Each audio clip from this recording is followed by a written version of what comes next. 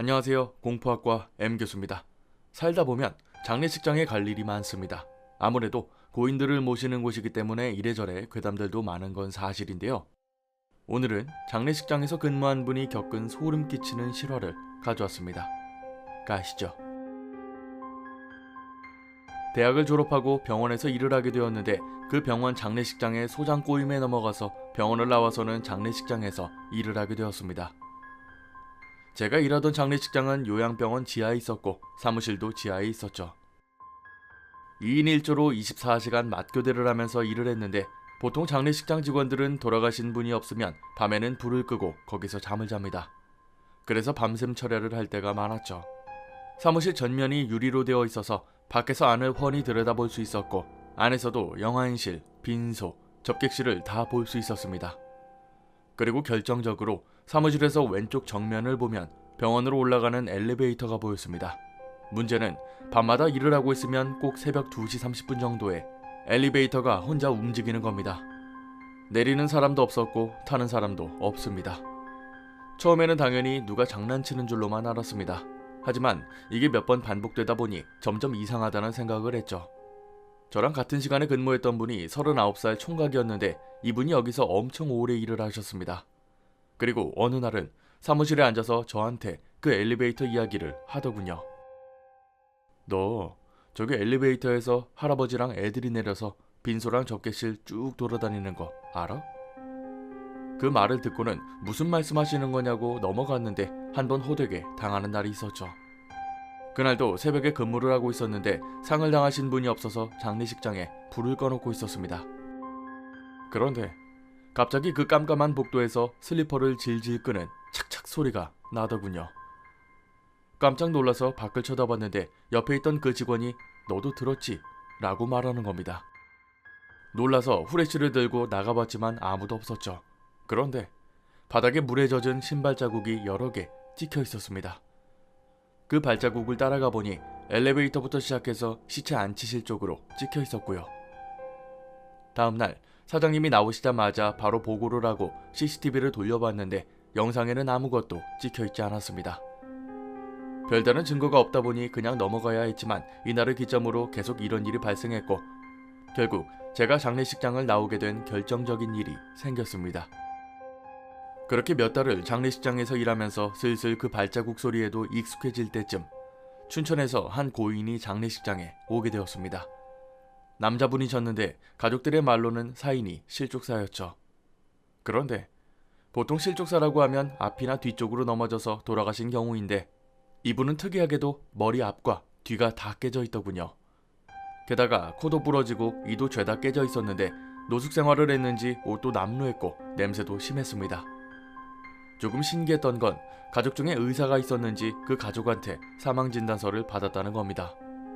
그리고 더 이상했던 건 대부분은 가족이 죽으면 일부러 크게 울지 않습니다. 사람이 죽으면 저승사자가 영혼을 데려가는데 가족들이 울면 자꾸 뒤로 돌아보기 때문이라는 거죠. 근데 이 가족은 마치 누구한테 보여주려고 하는 것처럼 장례식장이 떠나가라 이름을 부르며 울부짖는 겁니다. 저도 울음소리를 많이 들어봤기 때문에 이게 진짜 울음이 아니라는 생각이 들었죠. 아무튼 일단 고인의 시체를 수습했는데 잘 닦아서 손목, 허리, 허벅지를 묶어 안치실에 시체를 안치했습니다. 그리고 다시 빈소로 돌아갔는데 그 짧은 사이 울음은 딱 멈추고 보험 증서 같은 걸 이것저것 정리하고 있더군요.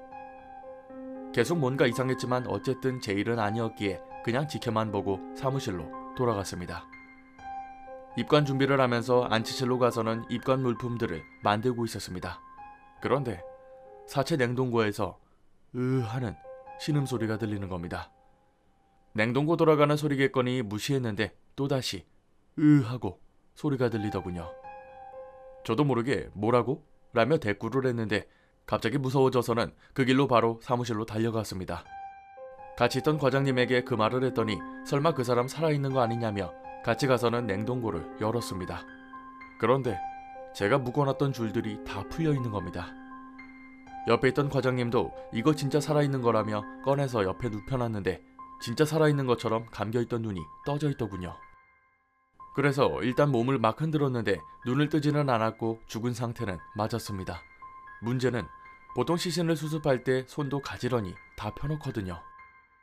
근데 이분은 마치 화가 난 것처럼 다시 주먹을 꽉 쥐고 있었고 그게 얼마나 셌던지 손톱이 살에 파묻힐 정도로 주먹을 쥐고 있었습니다. 일단 사람이 죽은 건 맞으니 다시 냉동고에 넣어놨는데 과장님이 말씀하시길 자기도 오래 일하면서 사후 경직은 봤지만 이런 경우는 처음이라고 하더군요. 이 과장님이 조금 특이했는데 경력이 오래되기도 했지만 귀신을 볼 줄 압니다. 실제로 대화를 하기도 했는데 그 광경을 그날 처음 보고는 저도 많이 놀랐죠. 일단 시체를 다시 냉동고에 넣어놓고 입관 준비를 하고 있는데 이번에는 냉동고에서 야! 하며 누가 부르는 소리가 들리는 겁니다. 너무 선명하게 들려서 지레 겁을 먹고는 또다시 사무실로 달려갔죠. 그런데 과장님이 안치실로 오자마자 저한테 소주랑 오징어 한 마리 가져오라고 하시는 겁니다. 대체 무슨 말씀인가 싶었지만 일단 가져오라고 하시니 소주랑 오징어를 사다가 가져다 드렸죠. 그리고 저한테는 나가 있으라고 하고는 안치실로 소주랑 오징어를 들고는 들어갔습니다. 순간 어이가 없었지만 일단 사무실로 돌아와 CCTV를 보고 있는데 과장님이 시신을 꺼내놓고는 그 앞에 오징어랑 소주잔을 놓더군요.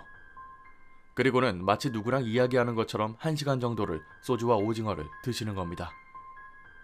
1시간이 지나고 안치실에서 나왔는데 저를 불러서는 유족들한테 가자고 하시더군요. 유족들을 불러놓고는 대뜸 이 사람 진짜 사고로 죽은 거 맞냐고 묻는 겁니다. 유족들도 당황한 표정으로 사고로 죽은 거 맞다고 했는데 과장님이 계속 추궁하려고 하니까 대체 뭐 하자는 거냐며 화를 냈습니다. 결국 과장님을 붙잡고 빈소에서 나왔는데 사무실로 돌아와 이야기를 들어보니 진짜 놀랄 노자였죠. 혼자 안치실로 들어가 그 고인분이랑 대화를 했다는 겁니다. 그 사람이 말하길 자기가 사진은 멀쩡한데 정신연령이 낮아서 어릴 때부터 왕따를 당했고 결국 부모한테까지 버림을 받았답니다. 부모가 버린 마당에 살 곳이 없어서 외삼촌 집에서 머슴처럼 살게 되었는데 외삼촌의 아들이 자기를 심하게 구타했고 이날도 자기가 맞아서 죽었다고 하더래요. 그걸 듣고는 유족들한테 찾아가서 그게 맞는지 확인했던 거였죠. 원래 사고사는 사망진단서와 검사지휘서라는 게 있어야 합니다.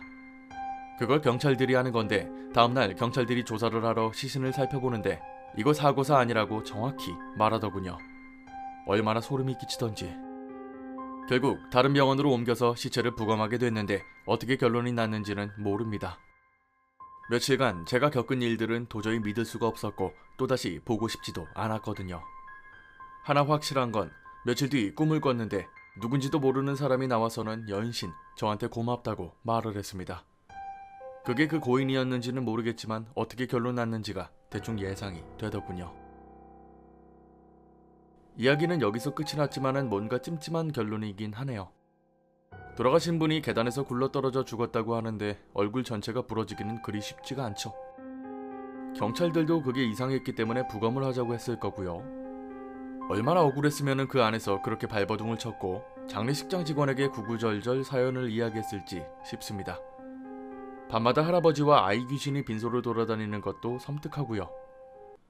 가끔 장례식장에서 근무하시는 분들 보면은 참 대단하다는 생각이 듭니다.